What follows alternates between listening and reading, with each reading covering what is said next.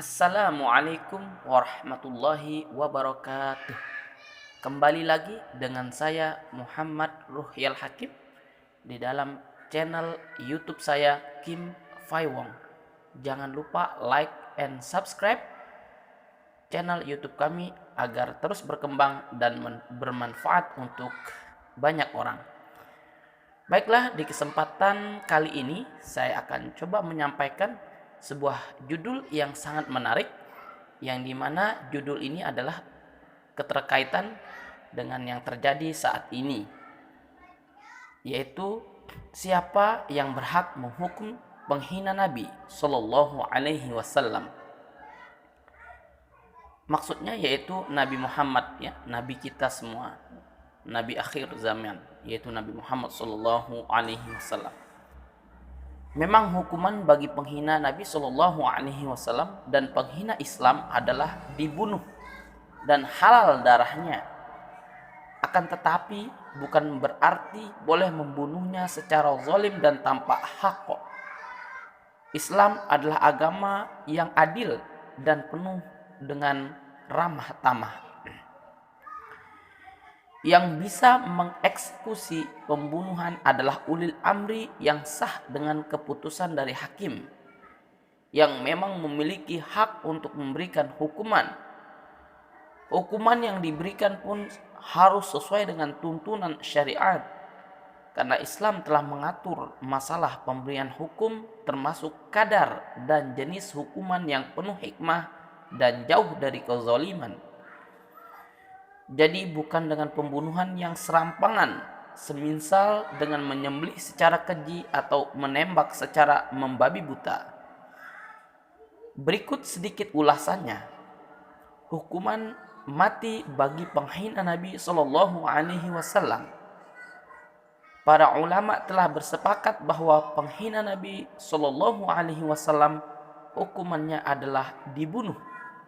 Syekhul Islam Ibnu Taimiyah rahimahullah berkata dalam Syarimul Maslul, yang artinya orang yang mencela Nabi Shallallahu Alaihi Wasallam baik muslim atau kafir, ia wajib dibunuh. Ini adalah mazhab mayoritas ulama. Ibnu Munzir mengatakan mayoritas ulama sepakat bahwa hukuman bagi pencela Nabi Sallallahu Alaihi Wasallam adalah dibunuh.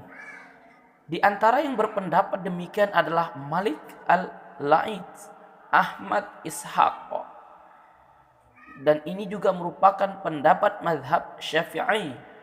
Ibnul Munzir juga berkata, dan diriwayatkan dari An-Nu'man bahwa ia berpendapat pencela Nabi jika dia kafir zimmi tidak dibunuh, karena justru mereka sudah memiliki hal yang lebih parah, yaitu kesyirikan. Ini juga berlaku bagi orang muslim yang belum bertaubat menurut satu pendapat, karena mereka dikatakan dengan kafir sesudah beriman. Sebagaimana firman Allah Subhanahu wa taala, katakanlah, apakah dengan Allah, ayat-ayatnya dan Rasulnya kamu selalu berolok-olok? Tidak usah kamu minta maaf, karena kamu kafir sesudah beriman. Quran Surat At-Taubah ayat 65 dan 66. Demikian juga orang kafir, maka mereka akan mendapat hukuman dibunuh jika mencela Nabi Sallallahu Alaihi Wasallam. Dari Ali radhiyallahu anhu, beliau berkata, seseorang wanita Yahudi mencela Nabi Shallallahu Alaihi Wasallam dan mencaci maki beliau. Kemudian seseorang laki-laki mencekiknya sampai mati, maka Rasulullah Shallallahu Alaihi Wasallam membatalkan atau hukuman atas penumpahan darah wanita itu. Ini diterangkan di dalam kitab Sunan Abi Daud dan Al-Baihaqi, dan dinilai oleh Syekhul Islam Jayyid dalam Syarimul Maslul. Kemudian tidak boleh membunuh secara zalim. Zalim artinya menempatkan sesuatu bukan pada tempatnya dalam segala hal. Zalim itu terlarang, termasuk juga dalam membunuh atau dalam menyikapi orang kafir. Islam telah memberikan tuntunan yang sempurna dalam setiap hal yang sesuai dan penuh hikmah. Barang siapa bersikap di luar tuntunan tersebut, baik karena kurang ataupun berlebihan, maka ia zalim. Maka seseorang tidak boleh sembarang membunuh orang kafir. Hak membunuh dan memberikan hukuman tidak berada di tangan setiap orang. Yang berhak menjalankan hukum bunuh adalah ulil amri atau pemerintah yang sah. Imam An-Nawawi dalam Al-Majmu' berkata, yang artinya, adapun mengenai masalah hukum, ketika seseorang sudah layak dijatuhi had atau hukuman, di sini zina atau mencuri atau minum khamar, maka tidak boleh mengeksekusinya kecuali atas perintah imam atau penguasa, atau atas perintah dari orang yang mewakili imam dalam menegakkan had.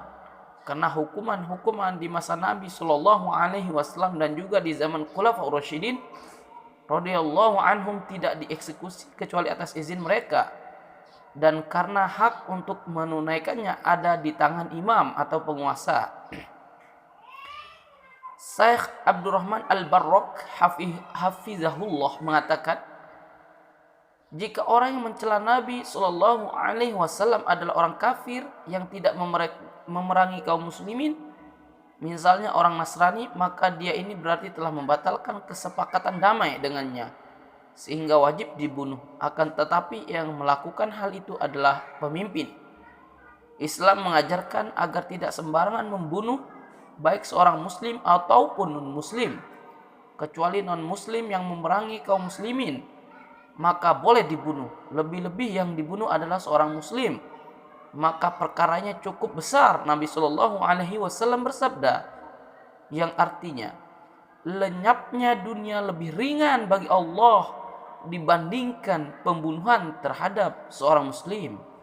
Hadis riwayat At-Tirmidzi. Bahkan ancamannya cukup keras jika membunuh seseorang muslim jika sengaja, yaitu bisa lama sekali tinggal di neraka dalam waktu yang cukup panjang. Allah Ta'ala berfirman yang di dalam Quran surat An-Nisa, barang siapa yang membunuh seorang mukmin dengan sengaja, maka balasannya ialah Jahannam, ia kekal di dalamnya, Allah murka kepadanya, mengutukinya, serta menyediakan azab yang besar baginya.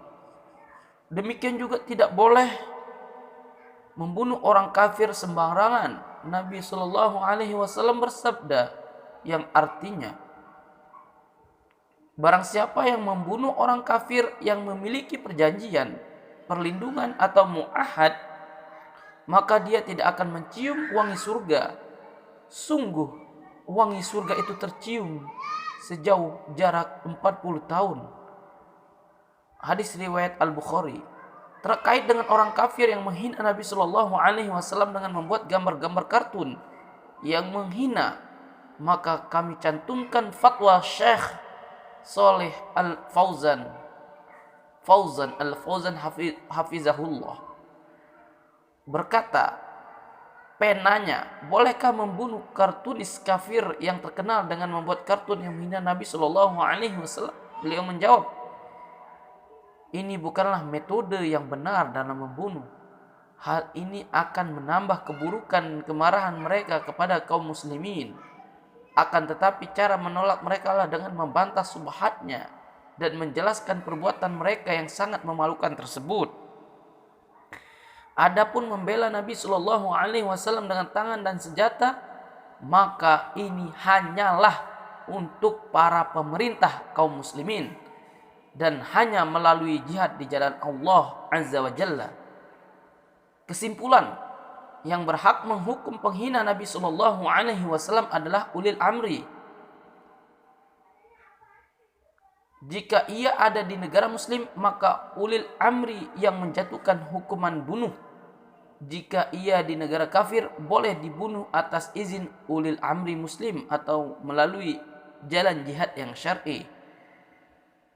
Oke, itu saja yang bisa disampaikan melalui artikel muslimallid.com. Saya ingin coba memberikan pendapat tentang Muhammad KC. Apakah saat ini kita berada di negara Muslim atau di negara kafir? Kita sesungguhnya mayoritas Islam. Presiden kita Islam, bisa dikatakan negara mayoritas Muslim. Tapi untuk dikatakan negara Islam yang mempraktikkan, yang mengamalkan yaitu syariat dari Nabi Muhammad SAW masih jauh, karena kita menganut negara demokrasi. Oleh karena itu, siapakah yang berhak menghukum Muhammad KC di sini? Ya, sesungguhnya adalah pemerintah. Kalau kita korelasikan daripada surat yang dibuat oleh Napoleon Bonaparte, ya, beliau mantan jenderal, itu adalah salah satu bentuk perasaan beliau yang sangat sensitif, yang menjaga Islamnya, ya, sehingga Allah tanamkan beliau hati yang sensitif, sehingga beliau berusaha berjuang, ya kan, untuk menegakkan agamanya, bahwa Islam ini tinggi, ya, tidak bisa sembarangan menghina Nabi, sehingga Muhammad KC membuat berita itu. Kalau pandangan saya ini bagus sekali, namun tetap di sini yang memberikan sanksi kepada Muhammad KC itu sendiri adalah pemerintah. Namun kita lihat apakah pemerintah di sini memberikan sesuatu pendapat atau sesuatu sanksi kepada Muhammad KC. Kita tunggu berita berikutnya.